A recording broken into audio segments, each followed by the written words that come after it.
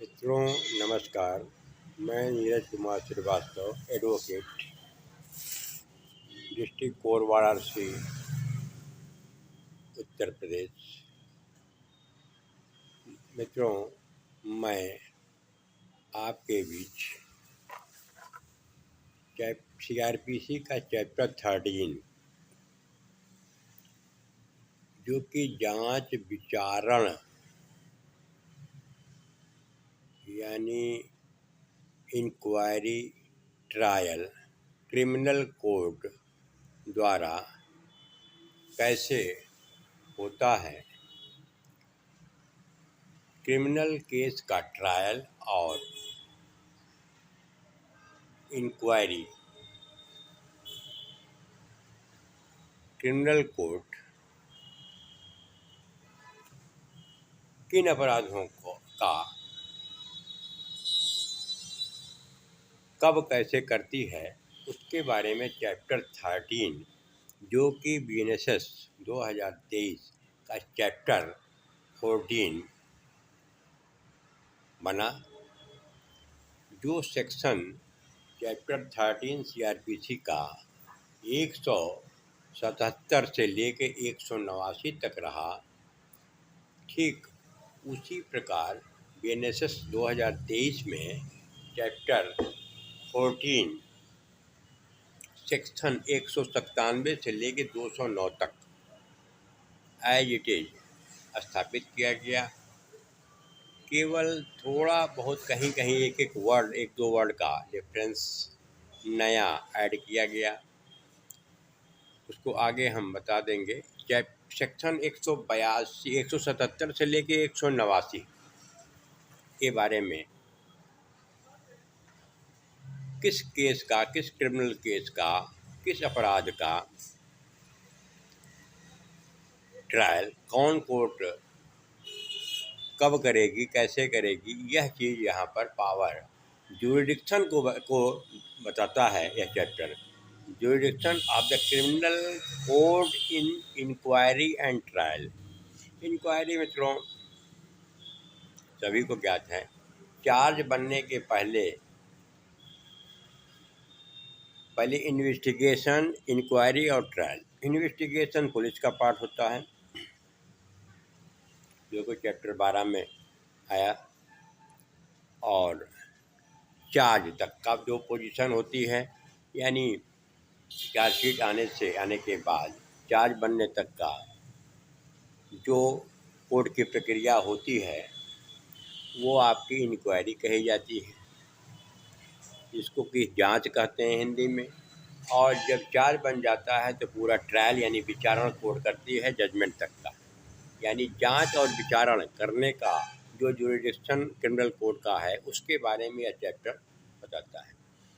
Chapter 13 CRPC और इधर BNSS 2023 का चैप्टर 14 177 शुरुआत होती है सेक्शन CRPC की, और इधर 197 एज इट इज है, जैसे उसमें है वैसे इसमें है।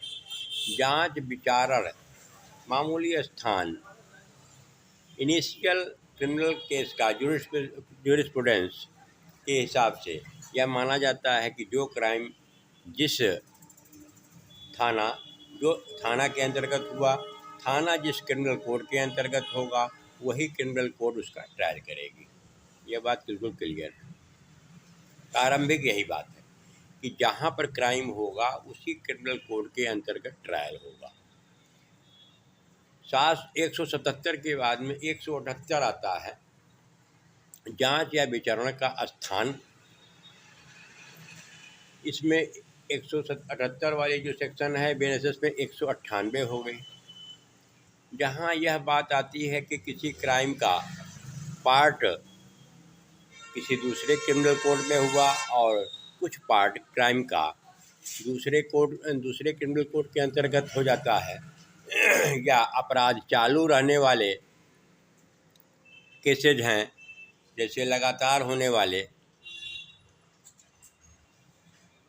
इसमें आपका डोमेस्टिक वायलेंस वगैरह 498A वगैरह का जो मुकदमे होते हैं, डाउरी वाले, लगातार अपराध होने वाले, ऐसे मुकदमों का विचारण अंशता और भागता वाली जहाँ तक बात है, कुछ पार्ट क्राइम का इस दूसरे क्रिमिनल कोड के अंतर्गत हुआ, कुछ क्राइम का जुरिडिक्शन जो है दूसरे क्रिमिनल कोड में बनता है। तो इसमें यह माना गया कि किसी भी क्रिमिनल कोड में पीड़ित व्यक्ति या पीड़िता अपना क्रिमिनल केस फाइल कर सकती है, और वह क्रिमिनल कोड, कोई भी क्रिमिनल कोड जिसमें वो फाइल किया गया, यानी अंशता और भागता, जहाँ जहाँ पर क्राइम हुआ उस कोर्ट में क्रिमिनल केस फाइल होगा और क्रिमिनल कोर्ट उसका ट्रायल करेगी। इसमें पर्टिकुलर 498 वगैरह की जीपी एक्ट की बात बता दिया एग्जाम्पल दे करके। ऐसे मुकदमे ससुराल में, मायके में, जहाँ पर भी उसके साथ घटा वहाँ वहाँ क्रिमिनल कोर्ट में वो महिला फाइल कर सकती है। 179 आता है, अपराध वहाँ विचारणीय होगा जहाँ कार्य किया गया या वहाँ परिणाम निकला। वही चीज़ है कि अगर क्राइम हुआ, अपहरण हुआ, आदमी का व्यपहरण हुआ और उसके साथ कोई अनहोनी घटना होती है किसी दूसरे क्रिमिनल कोड में, क्रिमिनल कोड के जुरिडिक्शन में तो वह संज्ञान लिया जाएगा, चाहे वह जहाँ से अपहरण किया गया, व्यपहरण किया गया, चाहे उसके साथ में मारपीट हुई, हत्या हुई, वैसे जुरिडिक्शन वाले क्रिमिनल कोड के अंदर कहीं भी ट्रायल उसका हो सकता है। ये 179 जो है 199 बन गया। फिर 180 आता है सीआरपीसी का, जहाँ कार्य अन्य अपराध से संबंधित होने के कारण अपराध है। मतलब कोई भी ऐसा कार्य अन्य अपराध, कोई एक अपराध दूसरा हो और उसके साथ में कोई ऐसा कार्य कर दिया जाए कि वो भी अपराध बन जाए। इसके बारे में बताता है वह जो आपने कार्य किया और जिस अपराध से संबंधित आपने कार्य किया, उनमें से किसी भी क्रिमिनल कोड के जुरिडिक्शन में जहाँ पर भी हुआ हो, ऐसा कार्य किया गया हो और वह कार्य जो है दूसरे अपराध संबंधित हो, तो दोनों में से कहीं पर भी, जहाँ पर भी चाहे पीड़ित व्यक्ति क्रिमिनल केस अपना फाइल कर सकता है और क्रिमिनल कोर्ट उसका विचारण कर सकती है। नेक्स्ट आता है 181 सेक्शन इसका है, और इधर आपका 201 आ जाता है। 181 में कुछ अपराधों की दशा में विचरण का स्थान, इसके अंतर्गत कई पार्ट हैं, इसके सब क्लाज हैं। ठग का जहाँ तक आता है 311 वगैरह की बात है, आईपीसी में दिया गया था। डकैती है 392 है, 395 है, लूट है, डकैती है, हत्या है। ऐसे अपराध निकल के जैसे उसमें अपराधी भाग जाता है, अपराध कहीं किया, डकैती कहीं किया, पकड़ा जाता है कहीं पर, उसके बारे में ये अलग अलग बातें बताता है। चोरी यहाँ हुई, माल कहीं पकड़ा गया। तो जहाँ पर भी इसमें से कोई भी क्राइम का जहाँ पार्ट होगा किसी भी क्रिमिनल कोड में, वह मुकदमा ट्रायल हो सकता है। ये 181 की बात बताता है, यानी 201 इधर बेएसएस का था।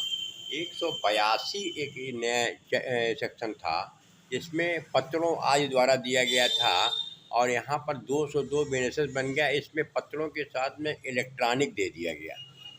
पत्रों का मतलब है कि 406 आईपीसी वगैरह का जो क्राइम होता था, जहाँ ब्रीच ऑफ ट्रस्ट की बात होती थी, अमानत में खयानत वगैरह का, पेपर बन गया, उसके बाद उसके साथ धोखाधड़ी हो गई, जहाँ 406 की बात आ गई।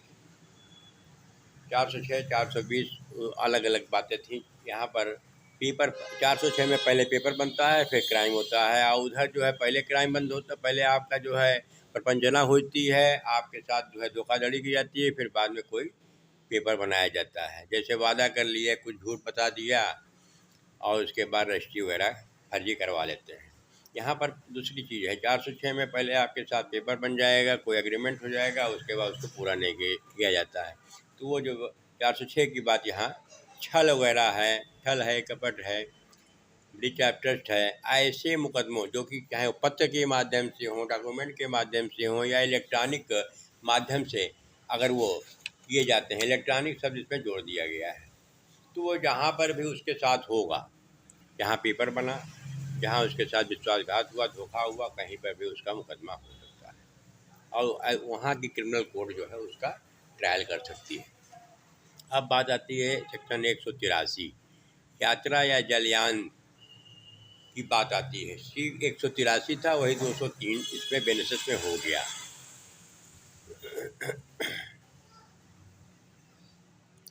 जहाँ पर यात्रा के दौरान ड्यूरिंग ट्रेवल है, जर्नी आर वायज है का मतलब जल यात्रा है, तो ऐसा अपराध जहाँ पर यात्रा के दौरान किया गया हो, ट्रेन चल रही हो, यात्रा हो रही हो, पूरे कंटिन्यू देहरादून से कलकत्ता तक आदमी कहीं पर भी जा रहा है, उसके बीच में कहीं पर भी अपराध हो रहा है, लगातार होता रहा, तो जहाँ पर भी ट्रेन रुकी, जहाँ पर भी होगा, उस ट्रेन जहाँ से यहाँ तक गुजरी, सभी थानों में, सभी क्रिमिनल कोर्ट में उसका जो एक्शन बन रहा है, लेकिन जहाँ पर भी लास्ट पे आएगा उसकी जहाँ उचित समझेगा वो क्रिमिनल केस फाइल करेगा और वो क्रिमिनल कोर्ट जो है उस मुकदमे का ट्रायल करेगी। ऐसा न समझे आदमी कि यहाँ से वहाँ तक चला गया, कहीं पता नहीं चल पाएगा।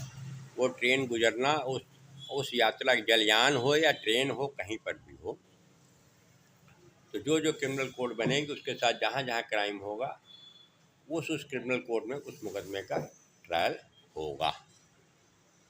ये 183 आपका बताता है। फिर 184 आता है कि एक साथ विचारणीय अपराधों के लिए विचारणा का स्थान।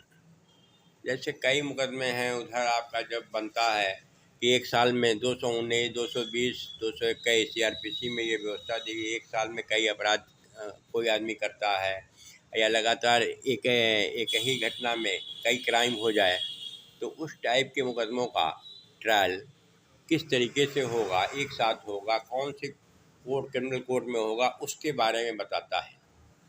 तो एक साथ विचारणीय अपराधों का कई क्राइम हुए, कई जगह के हैं, तो उसमें से किसी भी क्रिमिनल कोर्ट में कई मुकदमों का ट्रायल एक साथ ये हो सकता है, कहीं पर भी किया सकता है। 219, 220, 221, 223 वगैरह जो आपका चार्ज बनने वाले चैप्टर में हैं, 211, 212, 213, उस चैप्टर से संबंधित ये है 219 कि कई क्राइम किए गए हों, कई अपराध हों, उनका विचारण एक साथ होगा। एक साल में कई क्राइम करता है मुझे, तो उसका सारा विचारण एक साथ होगा, एक साथ उसका फैसला किया जाएगा। ये चीज़ ये है 184। 185 ये बताता है कि विभिन्न सेशन खंडों में मामलों के लिए विचारण का आदेश देने की शक्ति। कौन सा सेशन खंड है, सेशन डिवीज़न की बात है, इसमें ये पावर दिया गया कि कौन से मुकदमे कौन से सेशन खंड में कहाँ पर ट्रायल होंगे। इसमें स्टेट गवर्नमेंट सरकार को, राज्य सरकार को पावर दिया गया है कि राज्य सरकार चाहे तो अपना आदेश दे करके क्रिमिनल केस का ट्रायल कराने के लिए ये व्यवस्था अपना आदेश दे सकती है। इसमें उच्च न्यायालय और उच्चतम न्यायालय का भी रेफरेंस आया हुआ है, तो इसमें राज्य सरकार को पावर दिया गया है। 185 के बाद में 186 एक आता है, जहाँ पर संदेह उत्पन्न हो रहा हो कि कौन सा क्रिमिनल केस किस क्रिमिनल कोड के जुरिडिक्शन में आएगा और कहाँ पर ट्रायल होगा या चल रहा है, वहाँ पर डिसाइड जो है इसमें दिया हुआ है। संदेह की दशा में उच्च न्यायालय का वह जिला विनिश्चित करना जिसमें जांच या विचारण होगा। यहाँ पर ये अनिश्चित हो गया। इसमें दिया हुआ है कि जहाँ दो या अधिक न्यायालय एक ही अपराध का संज्ञान कर लेते हैं, दो कोर्ट जो है जुरिडिक्शन क्रिमिनल कोर्ट जो है एक ही क्राइम का संज्ञान ले लेती है, उसमें ये दिया गया है उच्च न्यायालय जो है उसमें इंटरफेरेंस करके डिसाइड करेगी। इसके बारे में ये है। फिर 187 स्थानीय अधिकारिता के परे किए गए अपराध के लिए समन या वारंट। इसमें यह दिया गया कि अगर क्रिमिनल कोर्ट जो है कहीं अपने जुरिडिक्शन से बाहर हट करके किसी क्रिमिनल केस में समन वारंट जारी कर देती है तो ऐसी या ट्रायल या कंडक्ट कर लेती है या ट्रायल शुरू कर देती है तो ऐसा कोई प्रोसीडिंग विशिएट नहीं होगी, ख़राब नहीं मानी जाएगी, गलत नहीं मानी जाएगी। बाद में जानने के बाद प्रॉपर कोर्ट में ट्रांसफ़र भी हो सकता है। 187 ये बताता है, यानी इसको 207 उधर पूरा एकदम साइमल्टेनियस जो है सेक्शन चल रहे हैं बीएसएस के भी है। 188 है भारत के बाहर किया गया अपराध। कोई भी भारत का नागरिक बाहर जाकर के कोई क्राइम करता है तो उसको भी ट्रायल ऐसे माना जाएगा जैसे वो भारत के अंदर रहते हुए किया हो। तो उसका भी इसमें दिया है, भारत के किसी नागरिक द्वारा चाहे खुले समुद्र या अन्यत्र। फिर ख में दे रहा है किसी व्यक्ति द्वारा जो भारत का नागरिक नहीं है भारत में रजिस्ट्रीकृत किसी पोत या विमान पर, जैसे बाहर का नागरिक यहाँ पर रजिस्टर्ड हो, अगर वो उसके द्वारा कोई क्राइम किया जाता है भारत के बाहर, तब उस अपराध के बारे में उसके विरुद्ध ऐसी कार्रवाई की जा सकती है मानो वह अपराध भारत के अंदर उस स्थान में किया हो जहाँ वह पाया गया, जहाँ पर वो उस समय क्राइम करते हुए पकड़ा गया, उसी क्रिमिनल कोर्ट में उसका ट्रायल हो जाएगा। लेकिन इसमें केंद्र सेंट्रल गवर्नमेंट का जो है अप्रूवल की बात आ गई। जहाँ पर भारत के बाहर के नागरिक की बात आती है, सेंट्रल गवर्नमेंट की मंजूरी के साथ ही किया जाएगा। फिर एक लास्ट इसमें सेक्शन आता है 189, भारत के बाहर किए गए अपराधों के बारे में साक्ष्य लेना। इसमें कमीशन वगैरह की बात आती है कि यदि केंद्रीय सरकार उचित समझे तो यह निर्देश दे सकती है कि उस क्षेत्र में या उस क्षेत्र के किसी न्यायिक अधिकारी की समझ या उस क्षेत्र के लिए भारत के राजनयिक या काउंसिल प्रतिनिधि के समक्ष दिए गए अभिसाक्ष्यों की या पेश किए गए प्रदर्शनों की प्रतियों को ऐसी जांच या विचारणा करने वाले न्यायालय द्वारा किसी ऐसे मामले में साक्ष्य के रूप में लिया जाएगा जिसमें ऐसा न्यायालय ऐसी किन्हीं बातों के बारे में जिनसे ऐसे अभिसाक्ष्य या प्रदर्शन संबंधित साक्ष्य लेने के लिए कमीशन हमने पहले बताया कि भारत के बाहर अगर कोई अपराध होता है उसका जो है एविडेंस कैसे लिया जाएगा, उसके बारे में यह प्रतिनिधि राजनयिक एम्बेसडर वगैरह के थ्रू जो है राजनयिक या काउंसिलीय प्रतिनिधि के समझ किए जाएंगे और कमीशन वगैरह के माध्यम से एविडेंस लेने की ये बात बताता है। इस तरीके से 187 से लेके 189 तक के बीच में हम लोगों को मोटा मोटी ये जानना चाहिए कि कौन से क्रिमिनल केस क्राइम का विचारण कौन सी कोर्ट कर सकती है।